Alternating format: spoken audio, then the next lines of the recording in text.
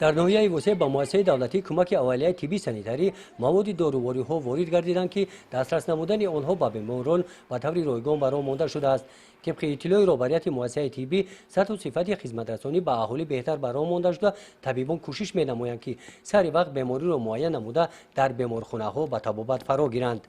ҳамширои тибби оилавӣ ҳамарӯза хонагаштакҳоро пурзӯ намуда истоданд ва ҳар як шахси гумонбаре ки бо нишонаҳои нафастангӣ ҳарорат баландӣ дарёфт карда мешавад ба маркази саломатӣ ба ҳуҷраи изолясионӣ омада аз назди табибон гузаронда мешаванд ва дар ин ҷо ба онҳо табобатҳо фармуда шуда шахсоне ки нишонаҳои беморӣ доранд вазнин бошанд агар ба بیمارخانه رقمی 5 بستری کرده میشوند با راحت و شخصانی که نشانه های سبک باشد در خانه با طبابت فرا گرفته میشود و این چنین با قدر امکان با آنها دارویی به پول داده میشوند.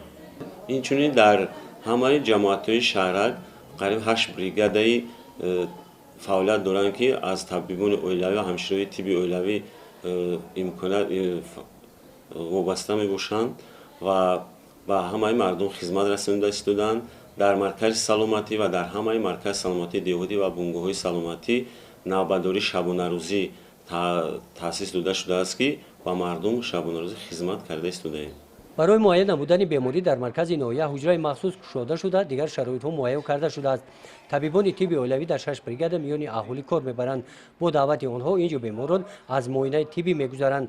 در چنین وضعیت برای بهتر برآمدن سطح و صفت خدمت رسانی طبی به اهالی ماموریت مؤسسه از همه امکانات ها استفاده مینمایند تا اینکه مراجعت همه درماندان را سری وقت قانع گردانند.